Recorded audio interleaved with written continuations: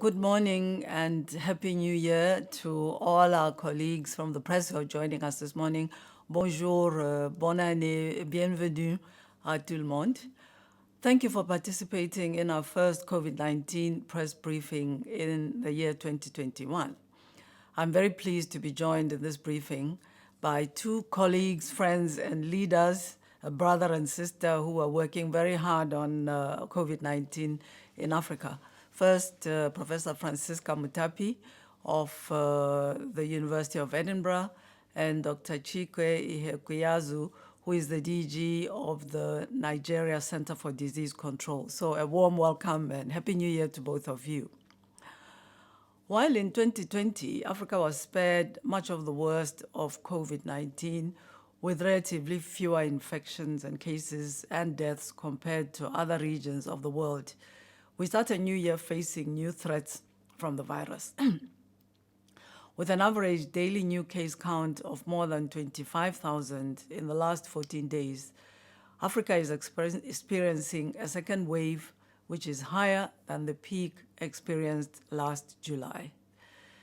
We know that these numbers are likely to grow as the impact of holiday season, travel, and get-togethers becomes evident. The continent has now topped 3 million cases with over 72,000 lives sadly lost. This is a stark reminder that the virus is relentless, that it still presents a manifest threat, and that our war is far from won. In addition, we are now confronted with new variants of the virus.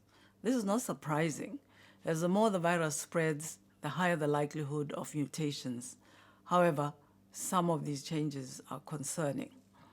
Preliminary analysis finds the new variant circulating in South Africa to be more transmissible, and it appears to be driving the surge in new infections in the country and in the sub-region. Genomic sequencing has found the 501Y.V2 variant present in 3 other countries, Botswana, the Gambia, and Zambia. And frankly, we think that it could be present in more countries than that. Deeper investigations are underway to fully understand the epidemiological implications, but at present, there are no indications the new variant increases the severity of disease. There is also no conclusive evidence that it will lessen the effectiveness of COVID-19 vaccines. However, a virus that can spread more easily will, of course, put further strain on hospitals and health workers who are in many cases already overworked and overstretched. There's still much to learn, and you will hear more from Dr. Chikwe about research on another new variant detected in Nigeria.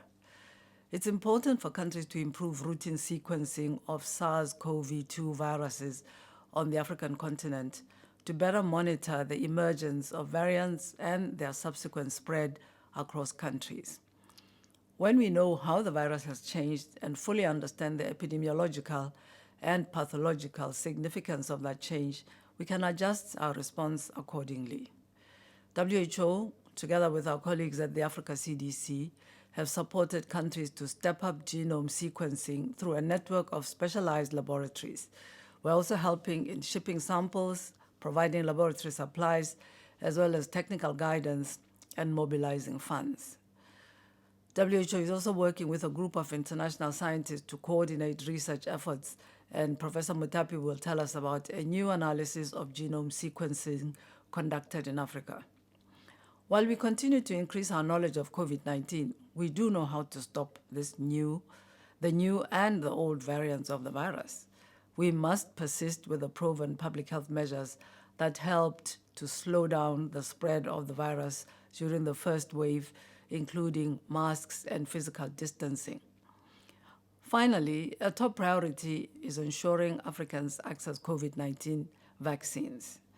It's unfortunate that so far vaccine distribution has been inequitable, but this is a massive undertaking and it takes time.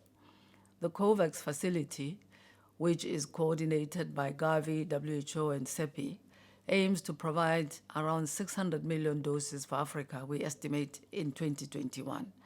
We expect the first doses to arrive by the end of March, with a larger rollout by June. However, COVAX can only cover 20% of the African population. So it is really wonderful to see the African Union's efforts to secure a provisional 270 million doses by the end of 2021 are achieving success. Together, we'll deliver nearly 900 million doses for this year. We know still more is needed.